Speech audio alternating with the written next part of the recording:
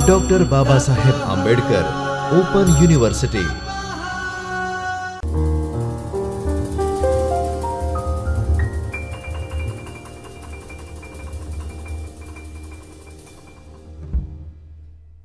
નમસ્કાર વિદ્યાર્થી મિત્રો, ડૉક્ટર બાબા સાહેબ આંબેડકર ઓપન યુનિવર્સિટીમાં હું આપનું હાર્દિક સ્વાગત કરું છું. મિત્રો, બીએડનો અભ્યાસક્રમ ES 233 સાહિત્ય દ્વારા શિક્ષણ એનો વિષય પરિચય આપણે પ્રાપ્ત કરીશું. હું doctor Meena Rathod, associate professor શિક્ષણશાસ્ત્ર વિભાગ તરફથી આપનું આ વ્યાખ્યાન લઈ રહી છું. મિત્રો, આપણે જોઈશું કે પહેલા અને બીજા લેક્ચરની અંદર આપણે 1 થી 5 જે એકમ છે એની આપણે વાત કરી. તો આગળના એકમની વાત આપણે આગળ જોઈશું. એકમ નંબર 6, ભાષા કૌશલ્યો અને સાહિત્ય. મિત્રો, નામ પરથી જ આપણને ખબર પડી જાય છે કે માનવી જે પોતે બોલચાલમાં ઉપયોગ કરે છે તેને ભાષા કહીએ છીએ. આ ભાષાના કૌશલ્યો કયા કયા છે અને સાહિત્યની રજૂઆત જોઈશું. તો સૌથી પહેલી જોઈશું કે ભાષા શબ્દના વિવિધ અર્થો અને એની ઉત્પત્તિ. ઈશ્વરે માનવને એક શક્તિ આપી છે કે જે પોતે બોલી શકે છે, સાંભળી શકે છે. પોતે જે બોલેલું છે એને ધ્વનિયુક્ત સંકેતોની અંદર એ પોતે નિષ્પન્ન કરે છે. આ ધ્વનિયુક્ત જે સંકેતો છે એને આપણે ભાષા તરીકે ઓળખીએ છીએ. ભાષાના ઘણા બધા પ્રકાર છે. સંસ્કૃત, હિન્દી, ગુજરાતી, અંગ્રેજી, તમિલ, બાંગ્લા, મરાઠી, કોંકણી વગેરે ભાષાઓ છે. તો આ જે ભાષા છે એના જુદા જુદા અર્થો અને ભાષાની ઉત્પત્તિ કેવી રીતે થઈ એ આપણે જોઈશું. જુદા જુદા લોકોએ ભાષાની વ્યાખ્યાઓ આપી છે કે અભિવ્યક્તિની રજૂઆત આપણી ભાષા દ્વારા કરીએ છીએ. ભાષા એક માન્ય એવા ધ્વનિ સંકેતોની એક રચના છે. તો ભાષાની વ્યાખ્યાઓ આપણે જોઈશું. ભાષાના સ્વરૂપો અને લક્ષણો. તો ભાષાનું સ્વરૂપ કેવું છે? એ ધ્વનિ સંકેતો દ્વારા નિર્માણ પામે છે. એને ચોક્કસ વ્યાકરણ હોય છે જેમાં કર્તા, કર્મ અને ક્રિયાપદ હોય છે. એના જુદા જુદા લક્ષણો પણ આપણે જોઈશું. ભાષાના કાર્યો કયા કયા છે તે જોઈશું. એમાં ભાષા અને શિક્ષણ. તો માતૃભાષા દ્વારા જે શિક્ષણ આપવામાં આવે છે એ સૌથી ઉત્તમ બાબત છે. કારણ કે સૌથી પહેલાં બાળક પોતે પોતાની માતા જે છે એની ભાષા શીખે છે અને આ માતૃભાષા જે છે એની મદદથી એ પોતે બીજી ભાષા શીખે છે. એટલે માતૃભાષા દ્વારા શિક્ષણ આપવું ખૂબ જ જરૂરી છે. સાહિત્ય અને ભાષા એ બંને વચ્ચેના સંબંધ વિશે જોઈશું. એકમ નંબર 7, સાહિત્ય દ્વારા ભાષા કૌશલ્યનો વિકાસ. ભાષા કૌશલ્યના વિકાસ કરવામાં સાહિત્યની શું ભૂમિકા છે તે આપણે જોઈશું. ભાષાના કૌશલ્યોનું વર્ગીકરણ. કુલ 4 કૌશલ્યો છે: શ્રવણ, કથન, વાંચન અને લેખન. બાળક પોતે જ્યારે જન્મે છે ત્યારે થોડા મહિનાઓ સુધી એ પોતે સતત માતાના સંપર્કમાં રહે છે. માતાનો અવાજ એ ઓળખી જાય છે.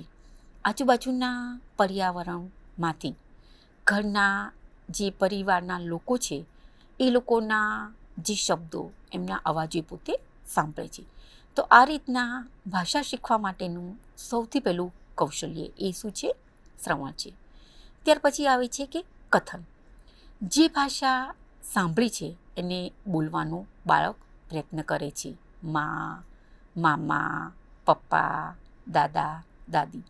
તો બીજું કૌશલ્ય આવે છે કથન. ત્યાર પછી આવે છે વાંચન.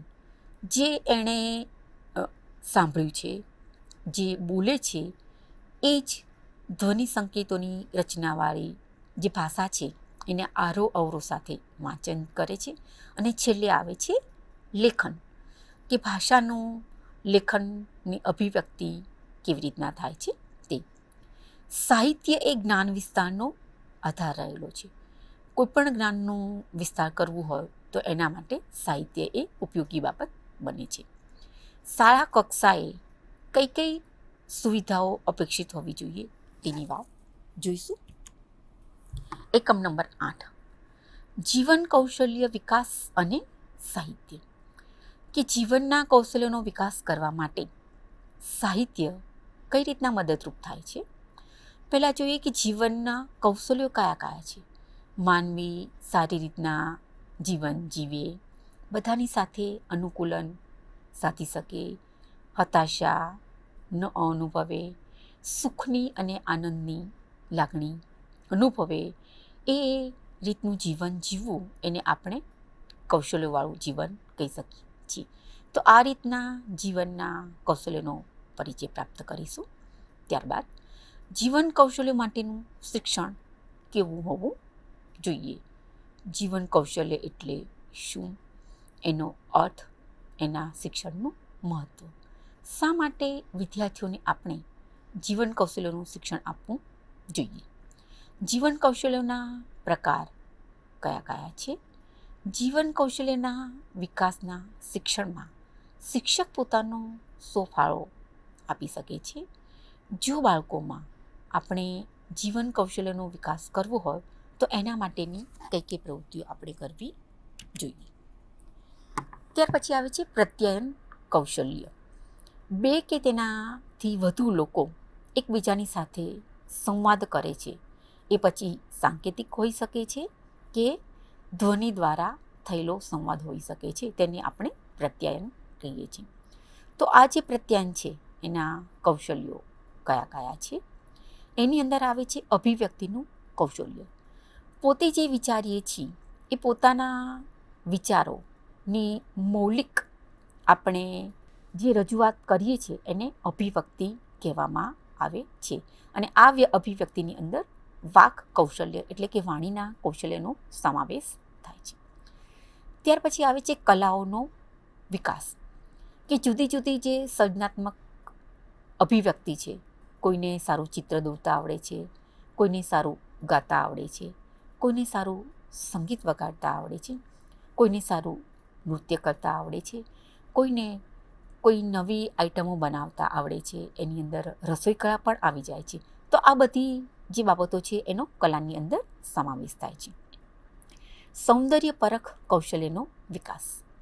ઈશ્વરે રચેલી આ સૃષ્ટિ એ સૌંદર્યપૂર્ણ છે. દરેક બાબતમાં સુંદરતા રહેલી છે.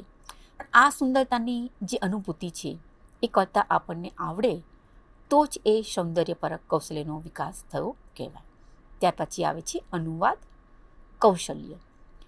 પોતાની જે ભાષા છે એની મદદથી બીજી ભાષાના કોઈપણ સાહિત્યનો અનુવાદ કરીએ એને આપણે અનુવાદ કૌશલ્ય કહે છે. માનો કે બંકિમચંદ્ર જે છે એમની રચના છે, કે કોઈ હિન્દીના લેખક છે નિરાલા છે એમની રચના છે કોઈ, એનું આપણે આપણા માતૃભાષામાં અનુવાદ કરીએ એને આપણે અનુવાદનું કૌશલ્ય કહી શકીએ છીએ. એકમ નંબર 9, સાહિત્ય દ્વારા ચૈતન્યનો વિકાસ. ઈશ્વરે આ જળ અને ચેતન એ બંને સૃષ્ટિ બનાવી છે.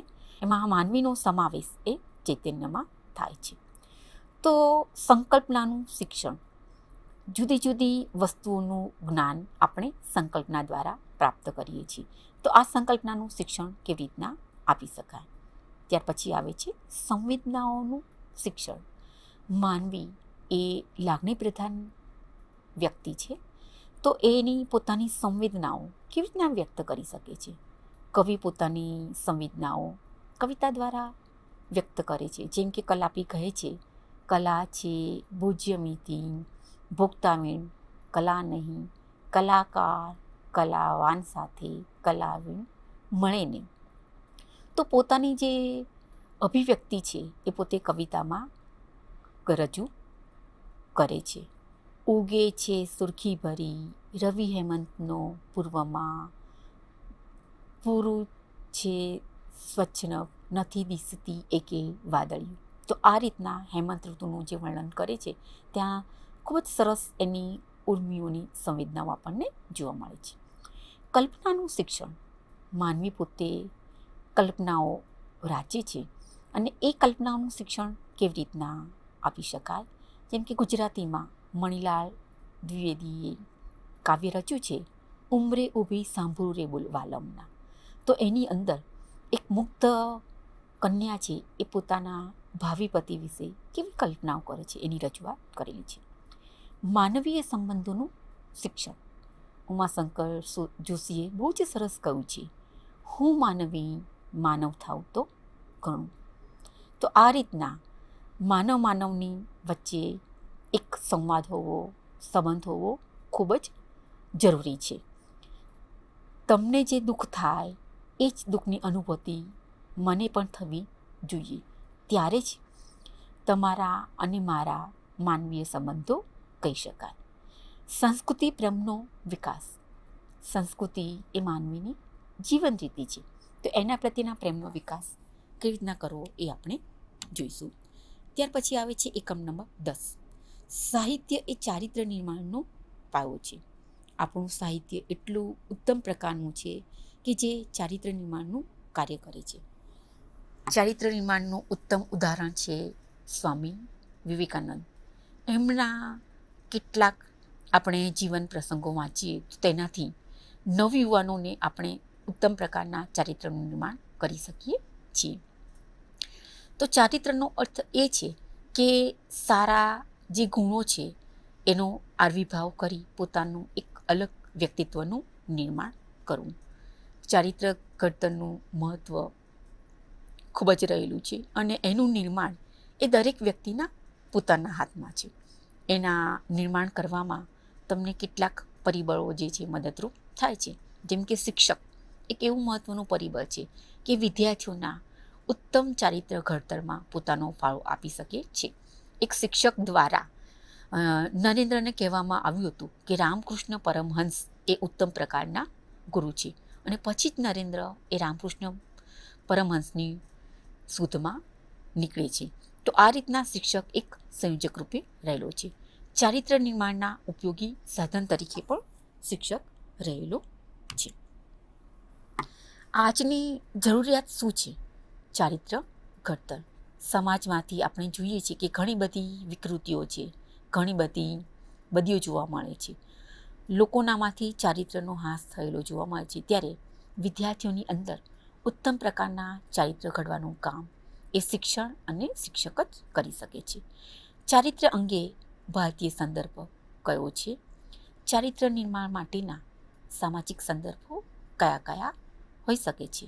સાત્વિક આનંદ માટેનું સાહિત્ય એ કેવા પ્રકારનું હોઈ શકે છે વગેરે આપણે જોઈશું. ત્યાર પછી આવે છે એકમ નંબર 11. સાહિત્ય દ્વારા મૂલ્ય શિક્ષણ. મૂલ્ય એટલે પસંદગી.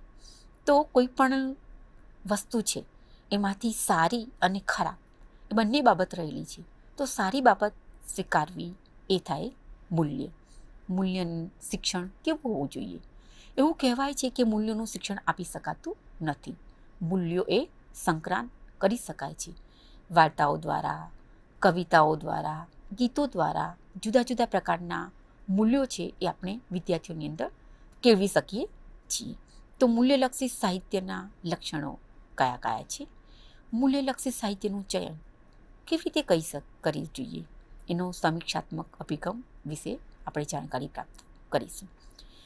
વિદ્યાર્થીઓમાં મૂલ્યો સંક્રાંત કરવા માટે શિક્ષકની ભૂમિકા કેવી હોઈ શકે? મૂલ્ય શિક્ષણના હેતુઓ કયા કયા છે? મૂલ્ય શિક્ષણની જરૂરિયાત શા માટે છે? મૂલ્ય શિક્ષણ આપવા માટે આપણે કયા કયા પ્રકારની પ્રવૃત્તિઓનો ઉપયોગ કરી શકીએ છીએ? મૂલ્ય શિક્ષણનું સ્વરૂપ કેવા પ્રકારનું છે? મૂલ્ય શિક્ષણનું કાર્યક્ષેત્ર કયું છે? મૂલ્ય શિક્ષણના ઉદ્દેશ્યો કયા કયા હોઈ શકે? અને મૂલ્ય શિક્ષણની જુદી જુદી રીતો પદ્ધતિ કઈ હોઈ શકે? મૂલ્ય શિક્ષણના સાધનો કયા હોઈ શકે? મૂલ્યો પ્રત્યેની સભાનતા લાવવા માટે કયા પ્રકારની પ્રવૃત્તિઓ આપણે કરી શકીએ છીએ? મૂલ્ય અંગે જ્યારે દ્વિધાભરી પરિસ્થિતિ હોય તો એના નિવારણ માટે આપણે શું કરી શકાય અને વિવિધ પ્રવૃત્તિઓ દ્વારા આપણે મૂલ્યલક્ષી શિક્ષણ આપણે આપી શકીએ છીએ. તો મિત્રો, આ રીતના આપણે આજે જે ES 233 સાહિત્ય દ્વારા શિક્ષણ એના વિષય પરિચય 3માં આપણે યુનિટ 6 થી 11 સુધીનું આપણે જોયું. હવે પછી આગળના જે લેક્ચર આવશે એની અંદર 12 થી 16 સુધીના જે એકમ છે એની રજૂઆત વિશે જોઈશું. ત્યાં સુધી આપણે તમારી રજા લઉં છું. આભાર. Thank you. અસ્તુ. स्वाध्यायः परः